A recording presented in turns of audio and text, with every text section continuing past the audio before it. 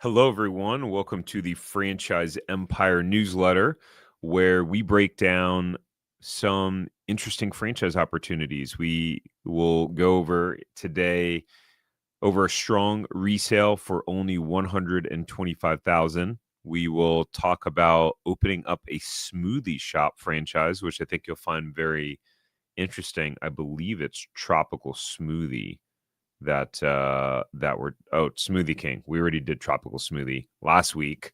So we're going to talk about how much money they make, how much money they cost to get open, what are some of the fees that they charge. We'll talk about one of our clients that we recently helped that bought a franchise, and maybe you can see yourself in their journey.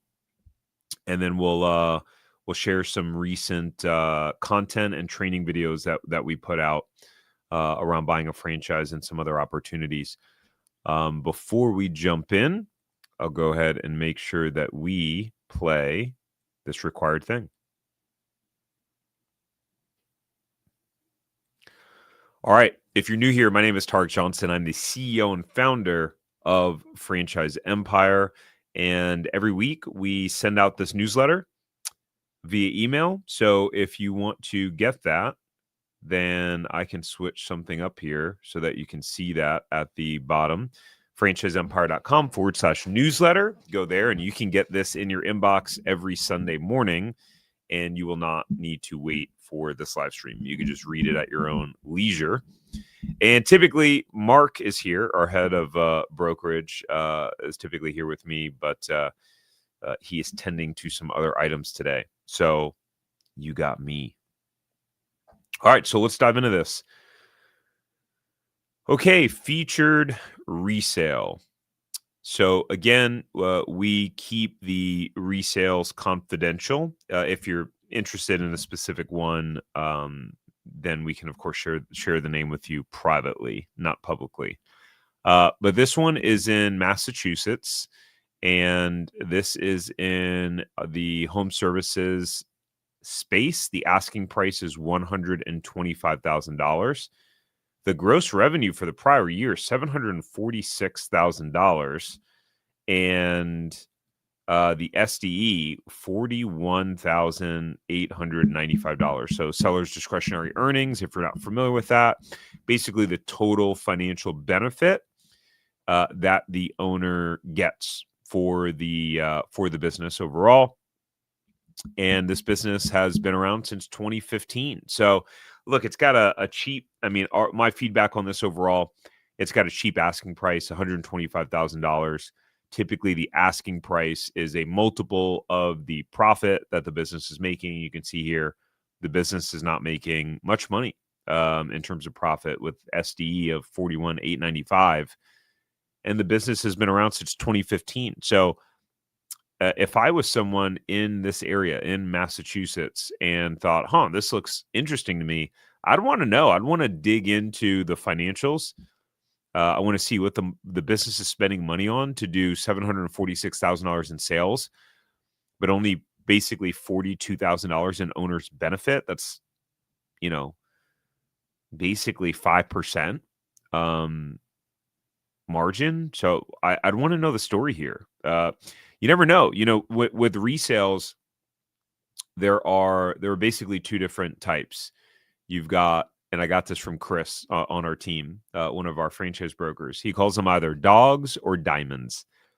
Diamond resales are resales that are making typically six figures or more in profit, right? Could be multiple six figures. And you're going to pay a higher price, right? Because businesses typically sell for 2 to 4 times their profit. So if a business is profiting $200,000, typically that business is going to be listed somewhere between $400,000 to $800,000. You're going to pay a large purchase price for it.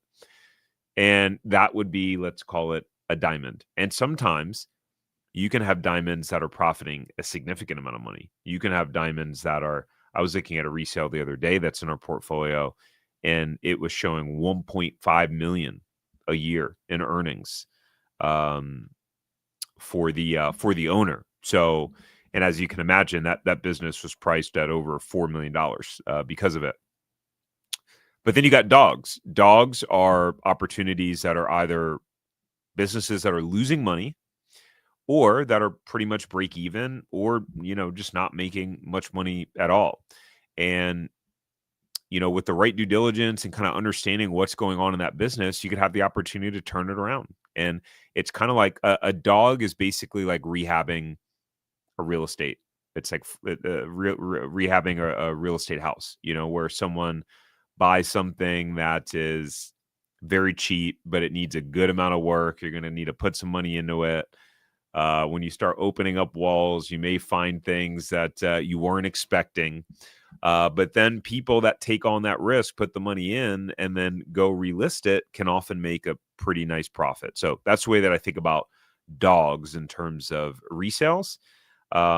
Not for the faint of heart, for sure. Our take on this, the proven model allows the owner to focus on team leadership, business culture, and customer satisfaction, while integrated systems handle scheduling, billing, and operations. Skilled team in place, experienced and well-trained employees are ready to support a smooth transition with this specific business. And this is step into ownership of a well-established, market-leading lifestyle business that only operates Monday through Friday, 8 a.m. to 5 p.m. No nights or weekends required. Interesting. Now, what I would share is that if you're buying a business that has it's not showing a great margin and a low asking price on that level of revenue, okay, maybe your team is not working on the weekend and servicing customers, but in the beginning, you probably should be working nights and weekends to figure out how to get your business turned around. So again, with resales in general, especially something that's more of a turnaround opportunity, our positioning at Franchise Empire is that you need to be going in full time. This needs to be something where it is your all-consuming obsession, to dig in and get the business turned around, and the effort and energy that it needs. Okay, maybe after a year or two or three, when you've got things rocking and rolling, then you can have a really solid manager in place overall. And it doesn't mean you can't have a manager in place really running the day to day, but you as the owner should be involved on a full time basis. That's our overall philosophy, especially with an underperforming resale. So we'll move on to the next item on our agenda. But if you're in Massachusetts and you're interested in learning more about this specific resale, and getting connected to the owner and getting connected to the franchisor and being able to see the financials and understand the story here with this business, then you can go to franchiseempire.com/resales and just let us know, hey, I saw the resale in Massachusetts on the live stream. Or if you're someone who is not in Massachusetts and you're thinking, hey, I'd like to know if there are any resales available in my area. Maybe you live in California, maybe you live in Florida, maybe you live in Wyoming, but you're thinking, hey, I'd like to know if there's anything available in Franchise Empire's portfolio. Well, we have over 100 resale opportunities. Then again, you can also go to franchiseempire.com/resales. You'll enter your information, and when it asks you, hey, do you have a particular resale in mind? You would just say no. And that's it. And you'd be able to schedule a free call with our team, and they can take a look for you. All right.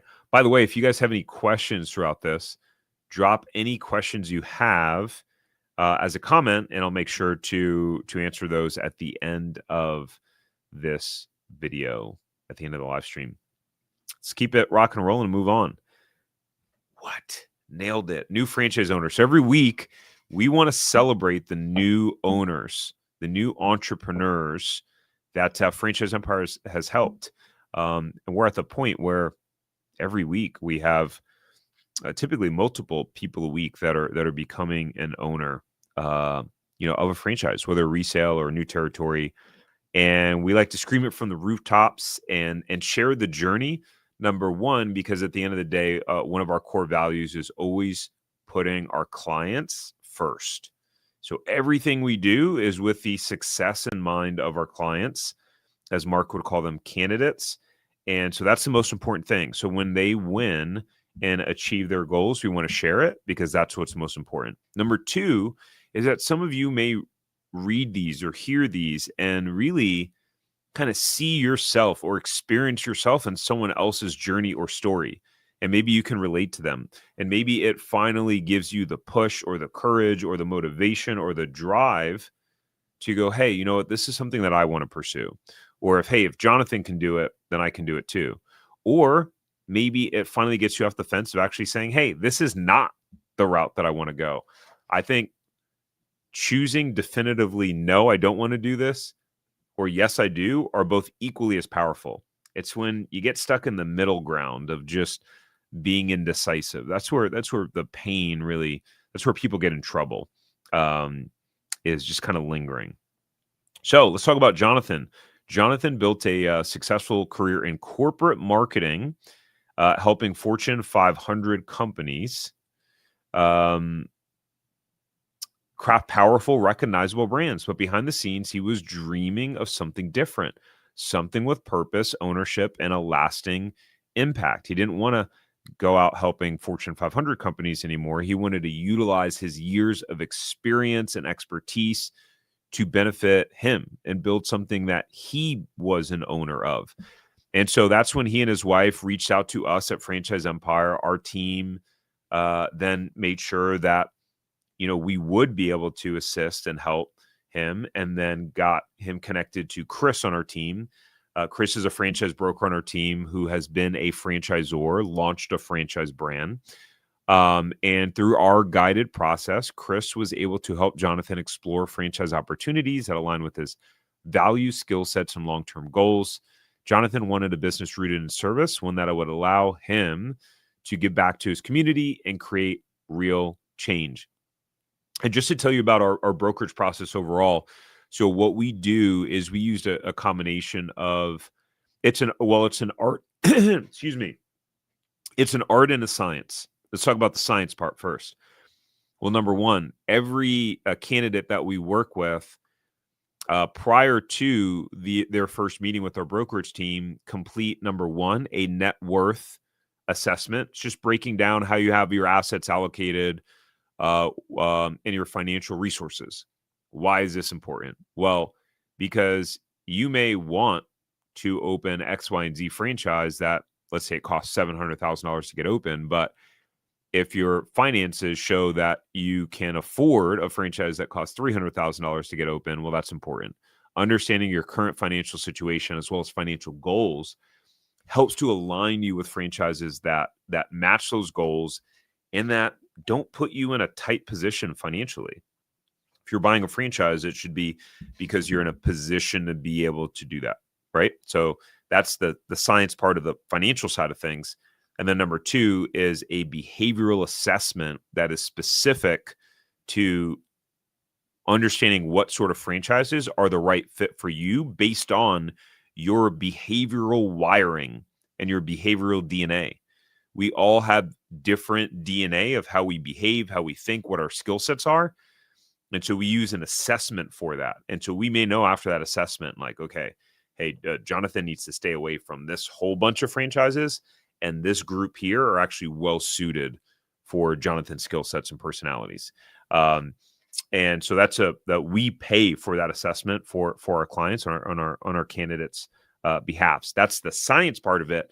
Then the art of it is that our franchise brokers, just in learning about your experience and just you as an individual, intuitively know the different brands that are in a portfolio and what may or may not be a good fit. And then there's also the element of we have to do territory checks to make sure, hey, are these brands even available in your area? You could find the best franchise since sliced bread. They're not available in your market or your area. Well, guess what? You got to move on to the next thing. And then, of course, at the Franchise Empire level, we have a whole criteria of brands that we will and won't work with, and we do turn franchise brands down and say, no, you cannot be in our portfolio. We will not recommend you to our clients. So I've kind of made this blurb long a bit, but I wanted to share some of the behind the scenes with you because I think it's helpful. I'd like to know. And if I were in your seat. So what this led to is that Jonathan found the perfect fit through our team with the driving school franchise. They now own one territory in Charlotte, North Carolina, and he gets to be involved in a business that is aligned with really creating real change and helping young kids drive safely, which is obviously very, very important, especially with all of the distracted driving these days with, looking at your phone. And anyways, congrats, Jonathan. We're really excited for you and looking forward to keeping up with your success and how things go. With that said, let's move on to our franchise of the week. And so lately, our franchises of the week, what we've been doing is we've been picking the largest franchises that have household names that you've probably seen and heard of often and breaking them down. So let's talk about Smoothie King. Now, for a while, they were the enemy because I used to own a few juice and smoothie franchises. I would literally, even if we were out of town, I would refuse to go to, no matter how bad I wanted a smoothie or acai bowl, I would refuse to go to our competitors, which is pretty funny. I still feel weird going into other juice and smoothie spots, not as much anymore. And it's been 3-4 years since I sold my last location. Anyways, let's talk about their how they got started, and we'll hit on the numbers, how much money their stores are making on average, what are the startup costs, all of the interesting numbers. Okay, so Smoothie King's story began in 1973 in Louisiana when founder Steve started experimenting with blended fruit drinks to manage his food allergies. His creations would eventually spark an entirely new category. He's often credited with coining the very word smoothie. I'd love to fact check that. Why was he credited with? I mean, it seems like that could be a pretty definitive thing. Who came up with that word? Maybe not. Maybe it's like trying to say who came up with the trend, who came up with this. Those of you who have kids, who came up with the 6-7 thing. I think it's the stupidest thing I've ever heard of. It's so funny, and it's even funnier because our son is 6 and he's about to turn 7. So, you'll be talking to people like, yeah, he's like in the 6-7 age division of sports, and oh my goodness. Anyways, from that small start, Smoothie King pioneered the modern smoothie bar concept, building the following around the idea of fueling active, healthy lifestyles before it became mainstream. And the brand grew steadily across the U.S., expanded internationally. And in 2012, a former franchisee, Juan Kim, purchased the entire brand, a rare and inspiring turnaround from owner-operator to global CEO. His leadership drove massive growth, modernized the brand's image, and propelled international expansion. I think that's just an amazing story. Imagine being a single franchisee and deciding I'm going to buy the entire brand. Pretty cool. I think that's absolutely amazing. And, one of the things that I've said recently and definitely want to share the message more is that owning a franchise can be a great gateway. It's like a great gateway business. Like, just like you've heard the term a gateway drug, and they'll talk about how some drugs are a gateway drug into more extreme drugs. It's usually used as a negative term. In this case, let's call it like a stepping stone. Then that probably has a better connotation. I think franchise ownership can be a great stepping stone. And this take that I'm going to share, could be. I think it's controversial. Especially people that want to make franchising to be the best thing since sliced bread. Look, guys, for me, I didn't give a damn about franchising. I bought a franchise strictly to get from point A to point B. I was in a corporate job in financial planning. I wanted to become an entrepreneur. I had many failed businesses. I wanted owning a franchise to get me to full-time entrepreneurship. That was it. And so, there's this whole debate. Well, should you buy a franchise? Should you not start a franchise? Should you start a business? Should you buy a business? Guess what? You can do all of them. Now, should you do all of them at the same time? Probably not. That's likely a terrible idea. But maybe you buy a franchise. Maybe you build that up. You learn business, get your feet wet under a more protected environment because you don't have to figure everything out. Then maybe you exit and sell it.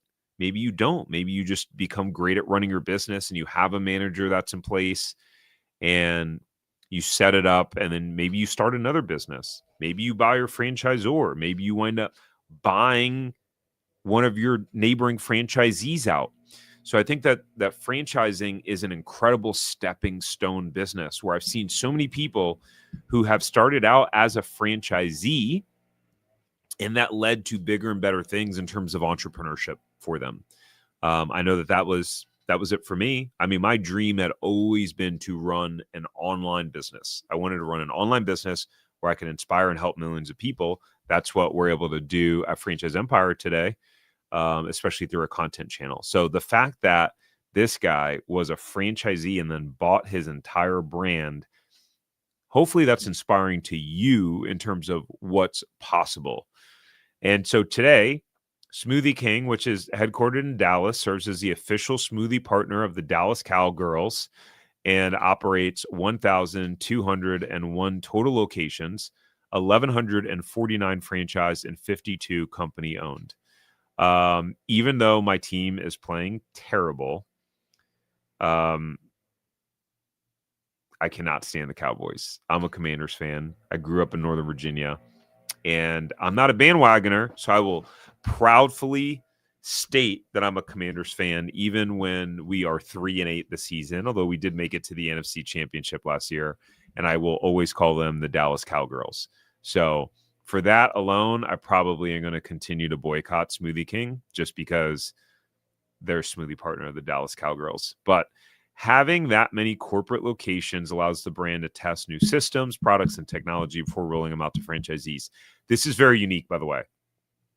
Okay, in the food space, you'll often find food brands that have a good amount of corporate locations, like Domino's, Papa John's, kind of brands like that. But you'll find a lot of brands that even the food-owned ones that have 1 or 0 corporate locations. So to have 52 company owned is pretty impressive. Let's go over some of the numbers, and then we'll talk about sales as well. So they have 1,201 units. We broke that down. The total investment range is between $346,000 to $679,000 for inline end cap, $661,000 to $1.2 million for freestanding drive-through. The franchise fee is $25,000 to $30,000, 6% royalty on gross sales, 3% marketing fee of gross sales, tech fee of $200 per month. And let's talk about some of their financial data. So if we look at total on the right-hand side here, all of their franchisees, let's see, do I still have this little marker? I don't have it on this one. Okay. You can see it here. Total 1,267 franchisees. Average net sales, $659,000. Typically, net sales is just top-line sales, except you're subtracting taxes and discounts. So it's the amount of sales that's actually getting sent to the franchisee's bank account. And, we typically, for retail locations, like to see a 2-to-1 sales to investment ratio. So, the median here, 679 plus 346. If we divide that by 2, the median to get up and open is $512,000. And so what we would want to see is average sales of $1 million, 2 times that. And what we see is that the top 10% does that, or the top 20% close to it. So, and then you get into the freestanding drive-through, and that median is 1.8 divided by 2. That's 900,000. So When we're looking at these average numbers, the total average $660,000, top 50% only doing $826,000, top 25% $954,000, top 10% almost $1.1 million. This is not something that I would invest in. The math doesn't make sense. You need to see, if you're investing a median price of $500,000 to get into a franchise, you need to see in a retail brand, you need to see that they're producing about 2 times that on average. Okay. So it's just for the math to make sense. And there are a lot of food brands that they don't quite get to the 2 to 1. And this is why you'll see, again, people that will own 5, 10, 15, 20, 25 food locations because they need to. The margins are so thin, and then your cost of debt is high that you're making a little bit on each location. This is why, like, our candidates primarily are looking at service-based brands. Some of them look at retail-based brands, but it just becomes a different ballgame, and you got to be able to produce different sales. So, hidden treasures. Shots taken, huh? I have plenty of friends out in the Dallas area. So I totally get it. No offense to you, unless you're a Cowgirls fan. I say that playfully, of course. Is that double in sales or profit? It's double in sales. It's double in sales. So again, if the median investment's $500,000 in startup cost, I'd want to see that the total. I'd want to see this number showing at 1 million, and I'd like to see these other numbers higher. Wingstop's actually a good example of that. Wingstop sales to investment ratio is very impressive. We've covered them before on here, and let me just see if I can pull it up real quick and just show you as a point of reference. If I can find it easily. If not, you guys can go to franchiseempire.com, and then we post all of our newsletters. Let me just pull it up real quick. So let's see. Can you see that? You see our website? Go to resources up here in the top right, and then go down to newsletter right here. And then that's not it. Free resources, franchise owner articles. Okay, we need to retitle that. That's not very clear. And let's see. When did we hit Wingstop? Hampton, Arby's, Kumon. We hit it at some point.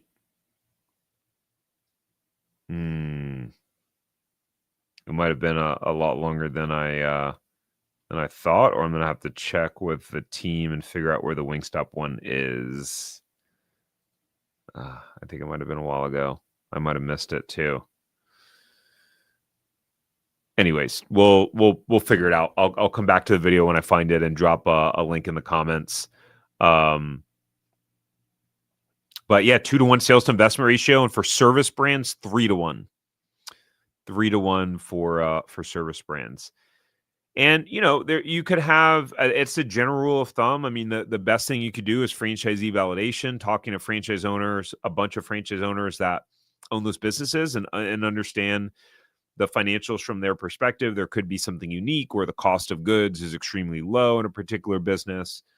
And you could be one of the ones that so happen to get open for 340 and then, be in the top 25%. I don't know. I mean, if you're getting open for around 346, then the math almost plays out there with the average overall. But guys, everything's expensive these days. Good luck getting open for this amount. Good luck with that.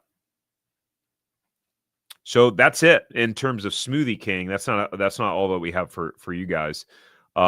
If you're wondering what are franchise opportunities that fit the 2 to 1 sales to investment ratio or 3 to 1 sales to investment ratio, that have that show better average sales, then what you can do is you can go to franchiseempire.com/check territory, and our team will do a free call with you, assuming that you qualify and have like the financial resources, and be able to find some franchise opportunities for you that are specifically available in your area, that align with your skill sets, that align with your financial goals, and that hit some of those criteria points and show strong average sales. So you can go to that website there. I think we have it linked in the description down below too, and I'll get to answering your questions in just a minute. Let's talk about the most recent content that we had go live on the Franchise Empire YouTube channel.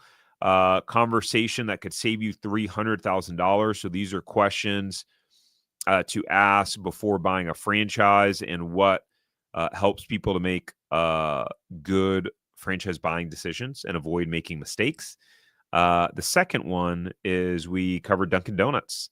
How much money does Dunkin' Donuts make in sales? How much do they cost to get open, fees, etc.? I think you'll find it interesting. Again, that's specifically on the Franchise Empire YouTube channel. And you can also just listen to the audio on whatever your favorite podcast platform is. Now, let's see. Surge Pulls, can you cover the brand PostNet next? Next, I'm not sure. We have a specific list of order that we are going down. We're actually just mirroring the Entrepreneurs Franchise 500 list, what they quote as the largest or top 500 franchises in the US, but they're really just a measurement of basically who are the largest franchise systems that do the most amount of total sales. It's not representative of what are the franchises that franchisees are having the most success in. So that's why we cover these. I don't know if PostNet is on it, but it's something that we'll definitely keep in mind and kind of add to the content list overall to take a look at and see if enough people have interest in that particular brand. But hey, thanks for tuning in. We did this one earlier today because I'm going to be flying out later for a business conference. Typically, we do these on Mondays at 3 p.m. Eastern. Make sure you subscribe before you go, and we'll continue to do these live streams. Make sure to go sign up for this newsletter in case you don't get these in your inbox Sunday mornings. We also have a resale newsletter that we're rolling out this week too. Did it get sent last week? I think we may have sent it for the first time last week. So I believe if you sign up for this newsletter, I believe the way we have it set up is we'll also send you the resale newsletter. In the resale newsletter, we're going to send the top, like, handpicked 20 or 25 resales in different markets and areas that we highlight in that. So I think you'll find that pretty interesting. Maybe we'll maybe we'll live stream that one too. That could be interesting. That's something to think about. Okay, guys. Well, thanks for tuning in, and we'll see you on the next one.